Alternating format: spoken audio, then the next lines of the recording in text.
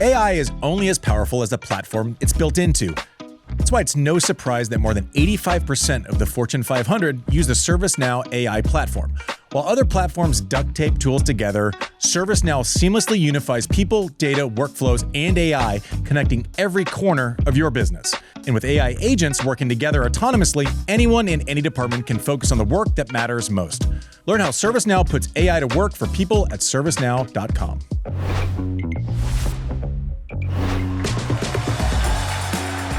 Hey everyone, welcome to Serve, brought to you by ServiceNow. Everything went fucking sideways today. What the hell happened What today? is going on? What was going on? There's carnage right now. If you're a seated player at Roland Garros, you need to walk through the gates with a helmet on. It's a mess. Oh, man. It's a mess. So, obviously, Sinner loses, and that's the headline of all headlines. Shocking, like when one of these guys loses in the second round. Something we've talked about on the show before, and Sean will hit up a clip here in a second, but listen, we're not original. What Sinner does really well, everyone knows about, and what his pain points are, which are few, length of match, heat, and we've talked about it before on the show. That is like an if I'm a player and I'm trying to convince myself that I have a chance, and I see that it's going to be 96 degrees, I'm going, okay, I feel 10% better about my chance, right? So what three things I'm going to say? Bad sushi, a really hot day, except he's never won a match over 3 hours and 40. Yeah, was it 45 minutes? 5 minutes. 0-9 now. 0-9 now. That's going to stick. Like if there's anything that the locker room has any hope for with Sinner, heat and length. Yeah. So we've talked about it before. I think the locker room knows it. Best case scenario, if you're playing Jannik Sinner, is it being super hot and steamy. I mean, 5-setter, 3 hours, 36 minutes. I mean, he was up cruising, 3-2, 5-2, serving, and then it went sideways quick. And it wasn't as if we were 4 hours into the match, right? I have some other big thoughts on the why. How do we combat it? What is the takeaway moving forward? Jim Courier had an amazing point on air, which I think is worth repeating as far as preparation this year for Sinner versus last year. Shocking that he says something incredibly smart on air. Yeah, he's the best. All right, so let's go through the scores, and then we'll get to some more Sinner. No longer Roland Garros dinner after the score lines. To the dismay of so many women around the world, Berrettini beats Rinderknecht. Oh man, they're so pumped. Wozniacki was getting a little fluttery about Berrettini when talking about him the other day on air. I'm not gonna touch that. What? She just said, she goes, I could watch Berrettini forever. He is so great though. Yeah, first ever guest, I think, on Served. I mean, we did it right. Where was it? Like Captain Geese's Shrimp Shack? Yeah. Somewhere where do we do a live show? Sonder Brewery in Cincinnati. Shout out. That was sick. Yeah. Kouame. Bro, I'm a huge Kouame guy. Star. 17 years old. Third round of a Grand Slam at 17 years old. Like, we don't see that anymore. That's like... Youngest man to reach the third round of a major since Rafael Nadal in 2003 at Wimbledon. Rafa made the third round in 2003? He was like 11. But also, like, you just need to, like, sit with this. 17 playing a 5-setter. I wasn't ready to play a 5-setter at 17, and I went through the ranks pretty quickly. Mm-hmm. Playing that 5-setter, but also winning the first 2 sets, then losing, and kind of sticking with it, and kind of just white-knuckling that thing to the finish line. Props in France. There's a million star qualities. He's fun to watch. He's fucking cool looking. Like the way he plays is sweet. Swaggy. Gets so swaggy. He had the crowd going so much into that last point. He walked over to his towel, so cool, so chill, and like these 2 guys were in his face, like Yeah. It was like a soccer match. It was awesome. And he just was dead staring them in the eye. He's like, let's go. Yeah, and he hit a good kick serve. The volley was kind of tight, and he got away with it. It was great. He kind of just figured it out. You want to know something crazy? He can't even collect his winnings because he's not 18 yet. There's a French law that he can't collect the prize money until he turns 18. Who gets it? I don't know. I didn't research Does parents get to hold it for him? Is it in the trust? Yeah, it's like in a trust. I don't know. It's in the What the fuck trust, is that? It's in the Wait, trust so tree. you have a job, you make money, and they won't give you money? I guess. I need some clarification on that. If anyone knows what we're talking about, or what Mike's talking about, can we get some clarification on that? That seems absurd to me. It seems absurd. Well, he has endorsements. He can't take that money? Yeah, under French law, minors are not allowed to receive or spend prize money or significant earnings directly. Instead, their earnings are legally protected to prevent exploitation. I mean, he better be getting a fucking interest rate while the government keeps that back. I'll tell you that much right now. Listen, with the news of Sinner losing, and we're going to get to this at the end of the show, like whose career looks a lot different if you have a slam next to it. And there's some names that, kind of jump off the page, and I'm sure we're thinking some of the same names right now. One of the people who had to be kind of salivating a little bit was Ben Shelton. And goes down to Collignon. I watched the whole match. Just kind of stuck between, I almost wish Ben would. It seemed like he was in a rush to finish a point or to come in or to do something. I think Ben, it's going to be a little bit of a weird learning curve because I think he used to have to make something happen all the time because his backhand wasn't as good as it is now. As that shot improves, like there was a million adjustments made, and not one of them was like, let's go to the lunch pail and let's make a bunch of balls. Let's make this guy hit me off the court. Collignon played great, by the way. Like he was in the flow. He did an amazing job, and he wasn't burning Ben with that forehand line. There was no threat of him actually pulling the trigger. He has that kind of sweeper thing where he hits the outside of the ball. So he was hooking it to Ben's forehand, but then even when he was going line, it was kind of tailing back to Ben's forehand. If you're Ben, I wish he would have settled in and been like, this guy isn't going to bruise me to the forehand side. And if he does, he's taking risk. Yeah. Right. I think the next evolution of Ben's game is, it was a little awkward at net today. He was missing some, and everyone does, right? Like everyone has days where you kind of have to go to. I think Ben needs to have more faith in just being very physical, very in shape, and realize when someone's not hurting him off a given wing. Like Collignon, all he wanted Ben to do was to force it so that he could react and not have to kind of create his own deal, right?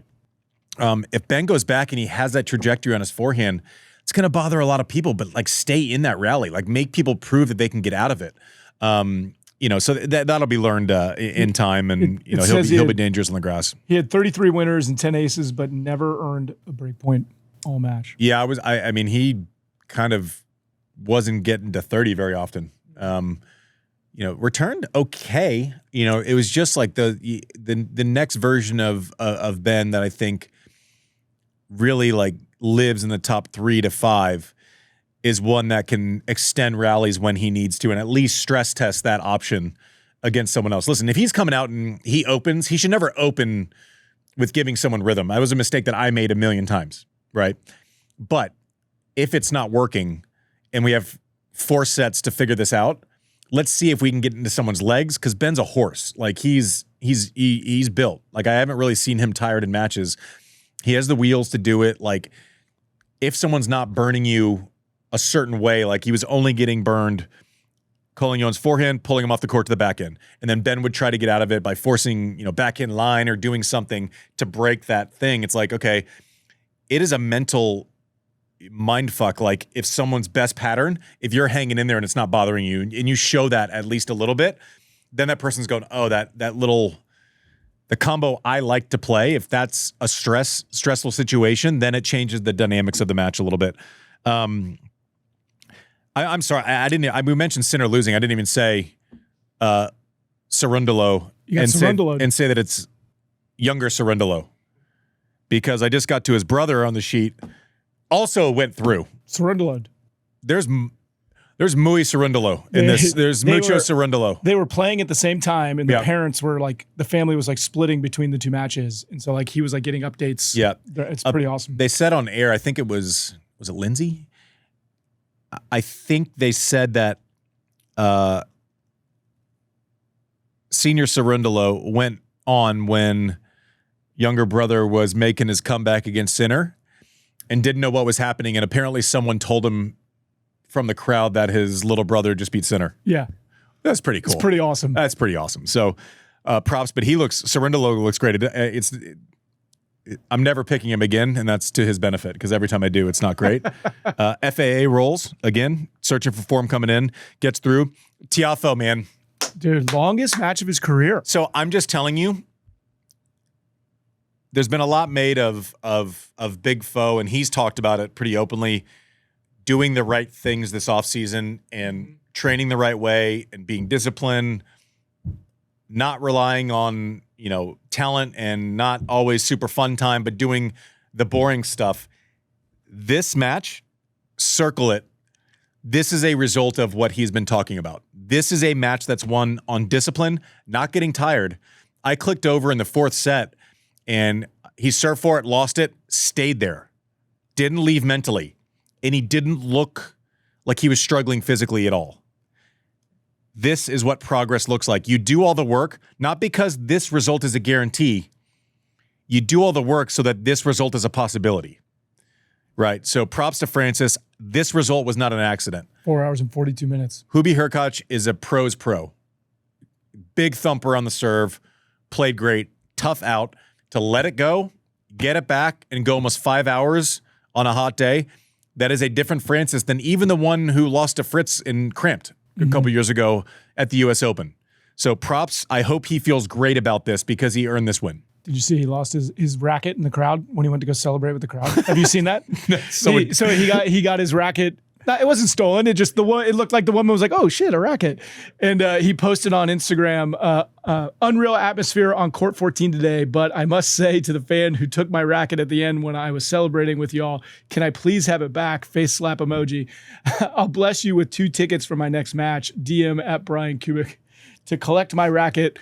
Thanks for the love, y'all. I love it."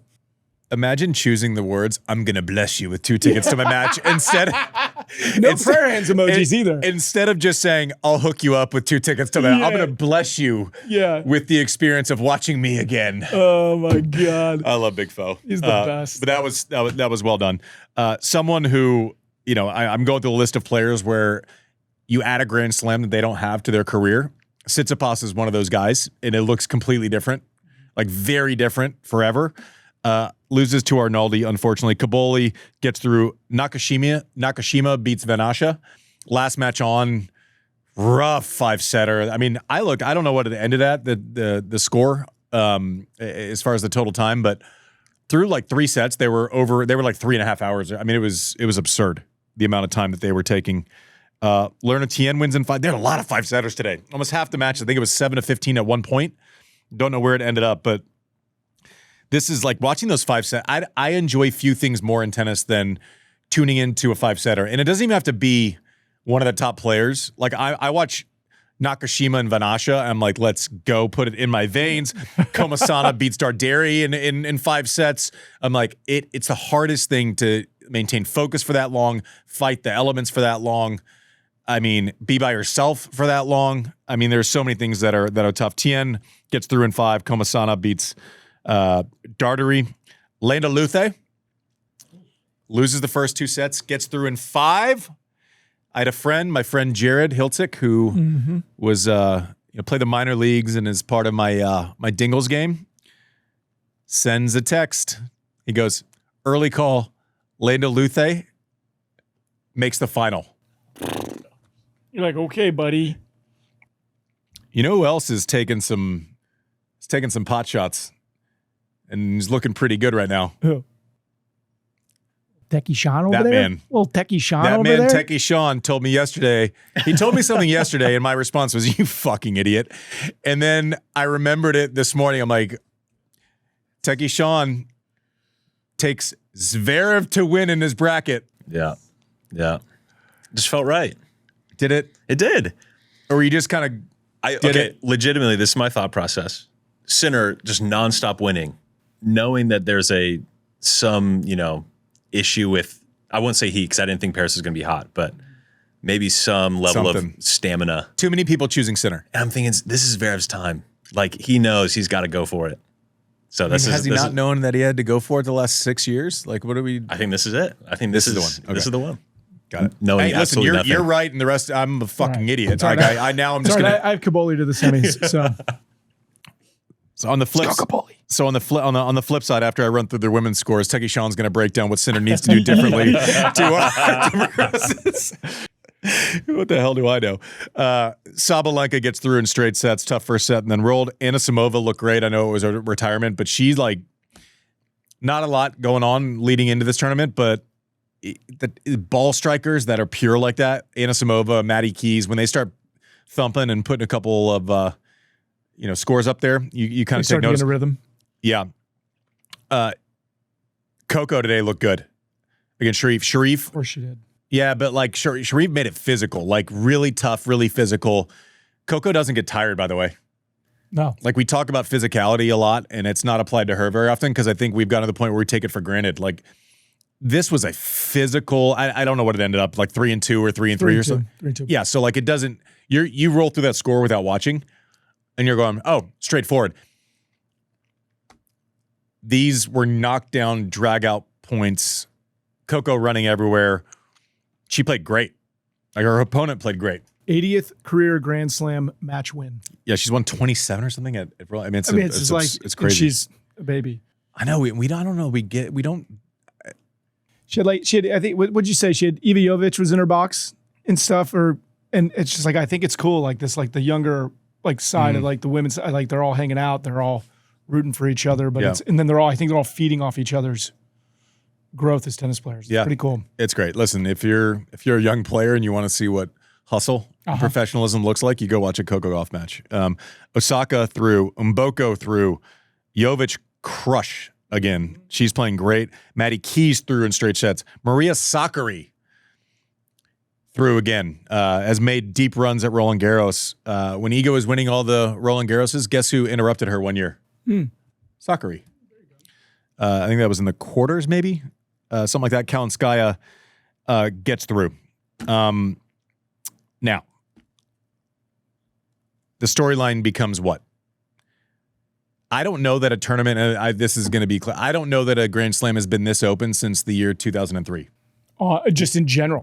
Yeah. On the men's side. On the men's side? On the men's side. Well, I think the stat of the day that we were saving for later, but I think this is a good spot to put it in, presented by Service Now. It's the first time since the 2023 U.S. Open that someone other than Sinner or Alcaraz will win a major. Yeah. With Alcaraz out injured and Sinner gone. Djokovic versus the field because he's the only slam winner left on the men's side. That's absurd. Yeah. Okay, so I take a shot here for our research department. Has there ever been a Grand Slam where by the third round there's only been one player in the draw that's won a major before? I would guess no. That's a deep dive. I would guess no. Or it would be like when open era tennis started keeping track or something. It would be some crazy thing, but I would doubt that's the case. Like think about how narrow that is. And it takes someone winning 24 slams. And then the other one's retiring. Like that's interesting. I would guess no. But like think about I was going through this today. I know everyone's going to jump on this Zverev train and he's going to feel equal parts opportunity and pressure. Right? This is his moment, time, maybe the first time, even though he's had so much success, where he's the favorite at this point in a slam.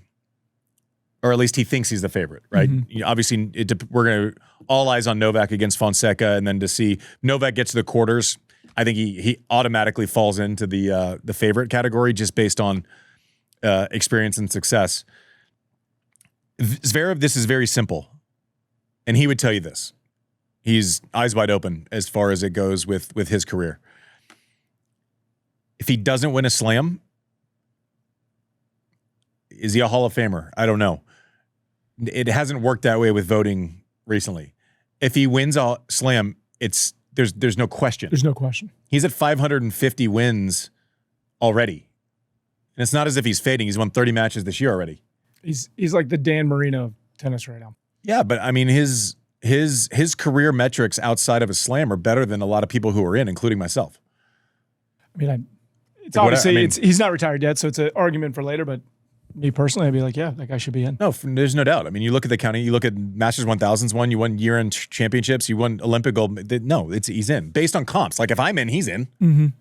Like there's no question. But it literally is going to be about him winning a slam or not winning a slam. Like that's going to be a lot to sleep with for the next 10 nights. But he's solid. He can do it, right? He's not streaky. It's not as if he's going to come out and miss every ball. But he's going to have to, like, if you're that guy, and you know he's said time after time, I'm that next one. Like I'm, you know, it's those two, and then I'm the guy, and then this is it. He's put it in the record books. I mean, he said it on the record, right? This is it. This is the chance. Like, I mean, he doesn't have an easy path, right? I mean, there's no. And by the way, just so we're clear, there are no fucking easy passes, right? Someone's hurt, someone loses. The best player of all time is in the draw. And these are professional tennis players. Casper Ruud's career looks completely different. He's made 3 slam finals. If his 4th one is a win, he's been 2 in the world. I mean, it's the next to Zverev, it's not the same, but like we'll view him completely differently. Right? Like I had Tsitsipas, he went down, but like he wins one. He's won World Tour finals. He's won Monte-Carlo like 3 times. Like, opportunity's knocking. It hasn't been this wide open in a slam on the men's side since 2003, when there were 4 different winners that year in the Grand Slam calendar, right? There's five top 10 men have been knocked out. Carnage. I mean, that to me is less. That's happened before for sure. Yeah. Like that, I can't tell you when, but that's happened before for sure. One player who's ever won a slam. That stat is insane. The one major winner left on the men's side. That's crazy town. Yeah. But I mean, the conversation is going to be so interesting. Is it going to be what happens? Like, imagine if you're Zverev and Hodar does it. I mean, that's what I'm saying. Like we haven't been in this position where someone, I don't want to say random, but someone outside the big 3, big 4, Wawrinka plus, you know, one of us hackers winning one. You know, into Sinner and Carlos, where it's like, oh, could we have a Gustavo Kuerten from 97? The guy's 60 in the world and does it. We haven't had that we haven't had a Becker in 85 come out of the top, you know, we haven't had, it's going to be very interesting. First time Rafa won it, played Puerta in the final. No, I don't think either guy was in the top, you know, whatever. I mean, Rafa was the favorite still because he won a bunch, but like, this is very interesting. We have not had this scenario. I mean, it used to be, all right, one loses. Great, there's 3 others. Plus the next guys, you know, Hewitt's still in the orbit. I was still in the orbit. There's a bunch of guys still in the orbit. I mean, this is like, it's going to be very interesting to see. Like, imagine if Zverev's in a 5th setter. He's not playing that match only. He's playing like the definition of his career. Yeah. All at the same time. It's weird. It's opportunity, but this is also going to be a stress test for a lot of other players. Spinning this over to Sinner, a little bit of a deeper dive. It just one last stat for me. Apparently, this is the first top-seeded man to lose in the round of 64 at Roland Garros since Andre Agassi in the year 2000. That's how rare it is for this to happen. Yeah, I mean, listen, it used to happen a lot more back in the day. And listen, if we dive into the Sinner thing a little bit further, it's like everyone knows the heat and the time. And we discussed that. We played the clip off the top.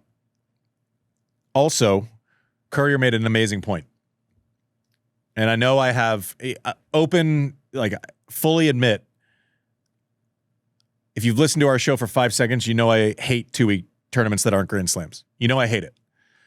But I hate it for a lot of different reasons. Right? So if you play Indian Wells and Miami, and that takes a month of your life, if you win them both like Sinner did. Great. You go to Monte-Carlo. You can't, there's not enough time between Miami and Monte-Carlo to put in a training block physically. And I don't mean playing matches. Playing matches is hard. I'm talking about like training a block to go 5 sets, potentially 7 times in 14 days. Yeah, because when you're doing the 3 sets at the thousands, like it's just different. It's just different. So let's think about what happened today with Sinner. And obviously it was heat related. And the example I'm going to give is not as heat related. But kind of the best showing physically that I've ever seen from him was at last year's French Open when he only had one tournament going in and he was suspended before. And he played 5 hours and 37 minutes and looked pretty good at the end of that match. I understand Carlos won it, and I understand he, lost it from 2 sets up, but he looked good. It wasn't as if the entire conversation was about him physically like it was when we see him kind of wilt a little bit today. We're like going, oh shit. This is Spizzirri minus the option for a roof. Right? But it's interesting. All the success in the Masters 1000s, and Jim goes, that's great. You know your form's going to be there. And listen, he played great the first 3 sets before it became him versus elements. Right? And his opponent played great, hung in there, like knew that, fought his ass off. Full credit. I'm not trying to take credit away. I'm just simply acknowledging the trend and the thing that people kind of know. And that is proven at this point. But that training block, when you're not playing Indian Wells, Miami, and then you're playing Roman going in, all of a sudden you're playing for 5 hours and 37 minutes versus winning everything, being extremely match tough, not worried really about your game. I'm still not worried about his game at all, not even a little bit. To think no differently about his game than I did yesterday. But when do you build the foundation to play 5 hours? I mean, he's career sets before the. So now with this, he's 6-12 in career 5-set matches, and then matches over 3 hours and 50 minutes. He's now what 0-9, 0-10. He was 0-9 during the clip, so 0-10 if he hasn't played anything. I think he's 0-10. Might even be more than that because I'm sure. I think TNT had it. They had it 0-8, but I think that's incorrect. Yeah, it might be 0-10 now. Yeah, I mean it's an issue. Listen, I would love for this to have this issue because you can try to figure out ways that, like Novak. Novak's a great example. The book on Novak would be extend the points, extend the match. He figured it out. Combination of whatever, but like I would rather have the game of Sinner and then have to worry about this than not have the game and be like, listen, I loved Heat. It was the best. Ball jumped around. I felt good. It was like painful, but I felt less pain than most. I grew up in Florida and Texas. You grew up in Florida and Texas. Yeah. This guy grew up in like the Alps. Yeah. But that stuff really does matter. I'm being serious. It's like it has an effect. Like people that grew up in Florida don't deal with the cold as well as people that grew up in Minnesota. Vice versa. I'd be curious to know what the conversations are going to be in-house moving forward. Because I don't know that this is something where it's like, okay, we need a different electrolyte mixture. Is it training somewhere else? Is it, exposing yourself to it more often? Do you have to get into that heat and get to the point? Do we have to have 3.5 hour practice? Like, I don't know what the solution is. I know that it's probably extreme. Right? I mean, he was leading 5-1 in the third, right? And then literally gave up, what was it? 18 of 20 or 18 something? straight points and saved. And then Cerundolo saved all 8 break points he faced over the final 2 sets. I mean, that's just... he just lost it. I think his first serve speed fell roughly 15 kilometers an hour from his prior match. Yeah. And I think ultimately, what do you do, right? Like an NFL team that goes into a stadium where the noise is loud, they pump music in, right? Like a batter that's going to go face a guy with a 102 mile an hour fastball faces a pitching machine with a 102 mile an hour fastball. What can a tennis player do besides train against a kick serve or that? Like when they're training against the way their body adapts to elements, like you build a court with a sauna in it. Like I'm sure we don't know what he's done and what he hasn't done. So there's every chance we're making a suggestion. He's going, not that he ever listens to some fucking stupid podcast, but like I could make suggestions and he could have done it. It doesn't seem like a team that doesn't turn stones over to try to figure out solutions. Yeah. All right. Diet matters. Okay. Massively. When and how to hydrate matters massively. I mean, I liked hot weather. I liked being in hot weather. And before Australia every year, or a lot of years, I would on the flight over from the States to down under, I would stop in Hawaii on the Big Island, and they had a court. And the court, the fence was basically lava rock, black lava rock, and it was sunken. Sweatbox. So you're not getting like the ocean breeze. You're like below ground essentially. No, I said I want to land in Australia and not be shocked by what's waiting for me or what could potentially wait for me. Like, I want to land there and I want it to feel better than it has for the last 10 days. Horrible. But I think it worked. If nothing better than like, oh, this isn't going to like take over. And maybe people say, well, why didn't he do that? Well, are you going to leave European clay to go do that? No. Australia, it's easy because there's nothing before it. It's on the way over. And you know that heat is coming. This is weird weather pattern. It should have been 72 degrees and sunny. Yeah, but right? but also normally when it's hot in Paris one day, it's one day. It's not 4 days in a row, right? It's you're not worried about it. So maybe that's an option at some point. I'm sure they're going to look at that. Who knows? It's interesting. It's also interesting that he played in the heat of the day. Mm-hmm. I can't imagine he's trying to look or request to play at times that aren't the best for him physically, especially when you know you're playing better than anyone in the world, which, listen, he's going to wake up tomorrow morning and he's still playing better than anyone. He's not going to be in the tournament. Can't win the French Open. But that's interesting. I mean, I'd be curious to know. We'll probably never know, but I'd be curious to know those conversations because behind closed doors, you're talking about if you have any leverage or pull or request or TV or whatever, you want to put yourself in position to succeed. One thing that they were talking about during the match was on one of the changeovers, he could have taken a 5-minute break, gone in and changed his shirt and all that stuff, and he stayed out. And they were kind of shocked by that. I mean, do you think, you were watching it, do you think 5 minutes in the air conditioning would have reset him enough?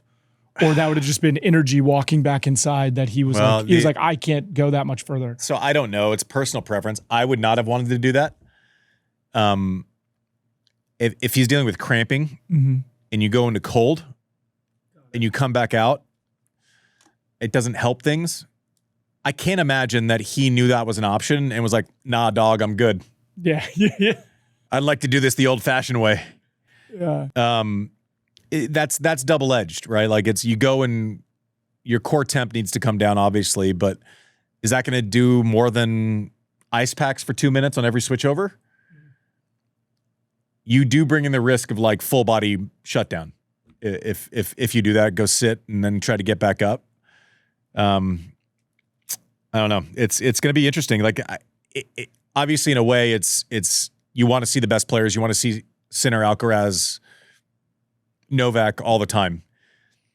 And we haven't had this scenario I'm very interested in how everyone deals with this scenario from here on out. Is it going to be Sinner, Alcaraz like it was last year? No. Am I super interested to see how Casper Ruud shows up, how Zverev shows up, how Hodar shows up, how Fonseca shows up against Novak? Yeah. Mm-hmm. Am I excited to see Novak walk in to the fucking tournament tomorrow like he's The Rock? just the glass breaks. Yeah. Yeah. Like the Tiger Woods memes where he's walking in with his shades on. Yeah. Yeah. Hell yeah. Hell yeah, dude. Like this. I mean, even Big Foe. I gotta be honest. Like Big Foe, like it's like he has to feel good about himself, and he's like, yeah. Everybody's like, oh, this thing's wide open. He's like, hell yeah, it is. Yes. Absolutely. I mean, there's still a monster in the room. A couple. There's still the monster in the room. The monster. Going for 25. The goatiest monster is still in the room. But this is, I don't know, man. Like the last couple days feels like the 90s. It's like Sinner, Shelton, Medi, see ya. Rybakina, Pegula, Paolini, see ya. And everyone's going, we could win one. We might be able to do it. Well, 91% of the served brackets had Sinner into the final, and 83% had him winning it. Yeah. So, except for Teki Sean. Teki Sean's onto something. God damn it! I'm too concerned with like credibility. Like I want to get the matches right. Like if you want to win, I think you gotta. Don't let facts get in the way of a good story. I also have nothing to lose. So no one's looking to me for That's credibility. True. You have nothing to lose. I now have nothing to lose. Just, along with a lot of other served listeners. Mike, we got anything else? Just that Haley Baptiste, who was confirmed ACL and meniscus out 6 months. So, thinking of her, she did Kim's show recently, and she's just amazing. She's going to be great. She's going to be back. Recovery. She's going to be better. We should have her on at some point. I would love to. I'm to hear a where huge she's at fan mentally. of the way that she plays, and that's heart goes out. Hopefully you get better real soon, Haley Baptiste.